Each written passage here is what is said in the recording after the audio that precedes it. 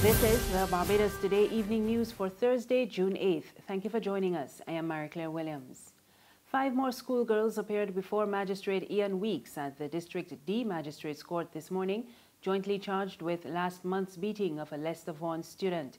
3 of the girls are aged 15 and the other 2 are 14. 4 pleaded guilty to the charge and were each granted $500 bail. They have been ordered to return to court on August 10. The 5th student, one of the 15-year-olds, pleaded guilty and was remanded to the Government Industrial School until June 12. So far, 9 students have been charged with the incident.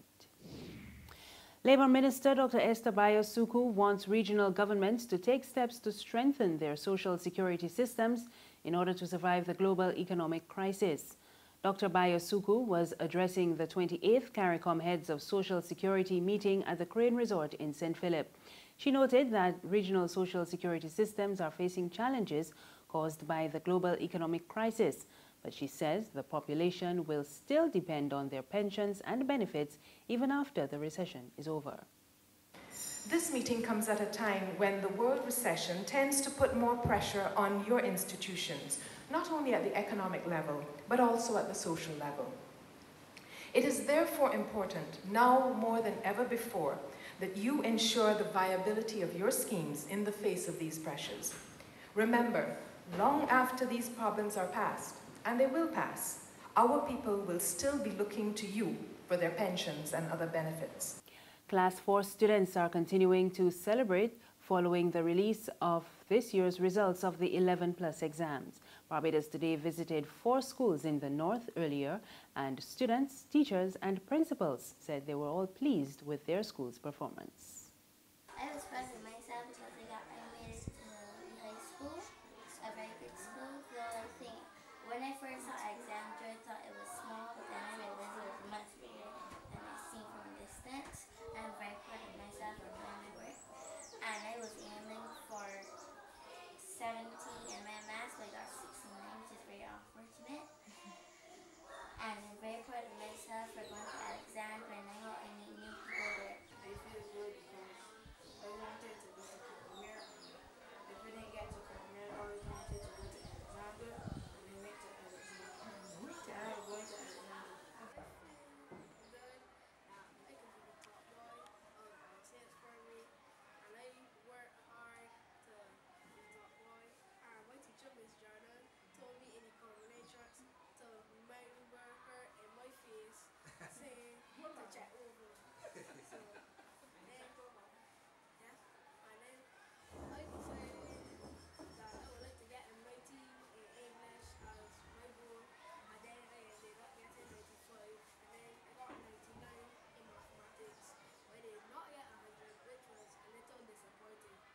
Barbadians are being asked to preserve the marine environment as the island joins in the observance of World Ocean Day today.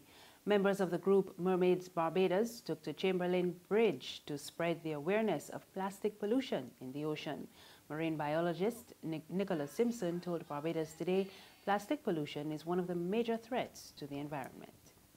So the oceans are so important to us. Every second breath that you take, you have to thank little marine plants in the sea. So the oxygen we breathe, they're important for fisheries, they're important for food, for tourism. Unfortunately, our oceans are facing many threats, and one of those is plastic pollution.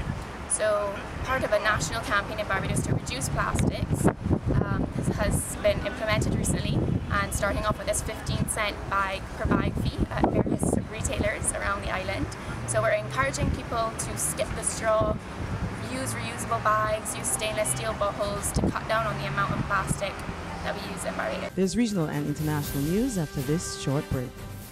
Who call and get your yams and potatoes? Wait, my girl, how you want to see for long? I got how you keeping, but you don't sell the nation paper no more. But that paper is selling. This month now I stop selling that. Look, one time I would have made a little dollar on the Sunday sun, but when Sunday night, I still trying to get the weather there. Well, you know you can't call that the Sunday sun no more. You gotta call that Sunset News. Call at no time that news stale. People complain that them ain't got nothing in it to read, and the price keep going up all the time. A woman abused me so sick the other day, telling me that she does read Barbados today online for free. I couldn't take that abusing soul, so I switched to my potatoes and yams. Well, let me tell you, if pork selling, You got to raise pigs. How much for the yam? Oh, 75 cents a pound. But that's cheaper than that stale news. Give me How much you want? a pound. Only a pound? Anyhow, these eating real good. Let me wrap them up for you. Come. The Barbados Today, news you can trust.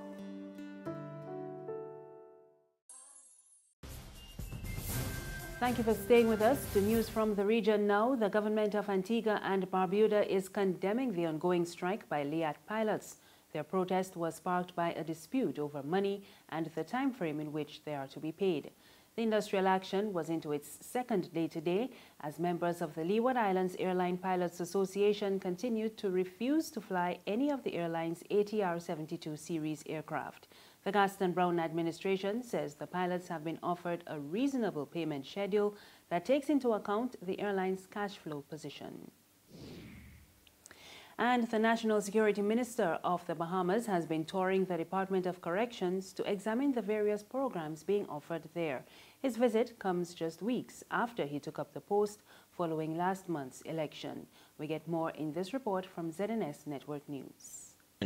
He also toured the facility following the informal meeting to get an assessment of the living conditions of prisoners and the programs being offered at that institution. But we have to take an holistic approach.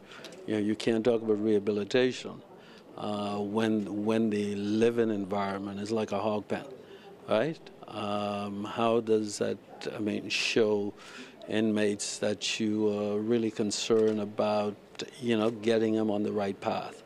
There are any number of issues I'm certain that we will entertain during the course of today and into next week. And with 4 murders taking place in as many days, the National Security Minister said he met with the Commissioner of Police to ensure that the crime-fighting plan is in tune with the government's policy on fighting crime. I spent some time looking over the statistics for this year, looking critically at where these incidents are occurring, time of day, day of week, and getting an understanding from the commissioner and his team as to their role and ensuring that we do more.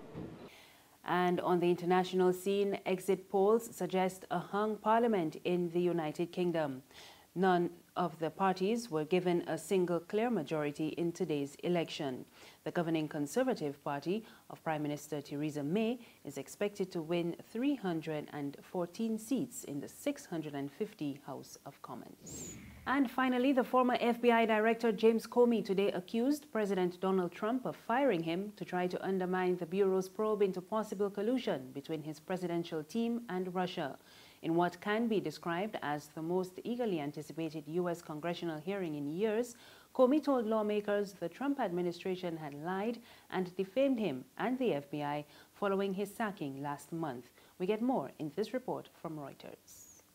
Stunning testimony from James Comey Thursday, the fired FBI director revealing his personal interactions with and impressions of President Donald Trump, characterizing as false the spin surrounding his firing last month when the president said that Comey had lost the trust of his colleagues and that he was not doing a good job. The administration then chose to defame me and, more importantly, the FBI. Those were lies, plain and simple. In his written remarks submitted to the Senate Intelligence Committee, Comey confirmed reports Trump asked him for his loyalty at a private dinner in January and then asked him to ease off investigating his former National Security Advisor Michael Flynn, who was fired for misleading the administration about his contacts with Russia's ambassador. But Comey Thursday wouldn't assess the legal impact of Trump asking him to, quote, let go of the Flynn probe. I don't think it's for me to say whether the conversation I had with the president was an effort to obstruct. I took it as a very disturbing thing, very concerning, but that's a conclusion I'm sure the special counsel will work towards to try and understand what the intention was there and whether that's an offense. The former FBI director explained why he kept detailed notes of his interactions with Trump, but not his predecessors. And then the nature of the person. I was honestly concerned that he might lie about the nature of our meeting, and so I thought it really important to document. That's the evening news. Remember, you can get more on our website, www.barbadostoday.bb. You can also subscribe to our e-paper, email updates, and like us on Facebook. You can find us on Izumi Media in bus terminals and Screenplay at supermarkets and gas stations near you.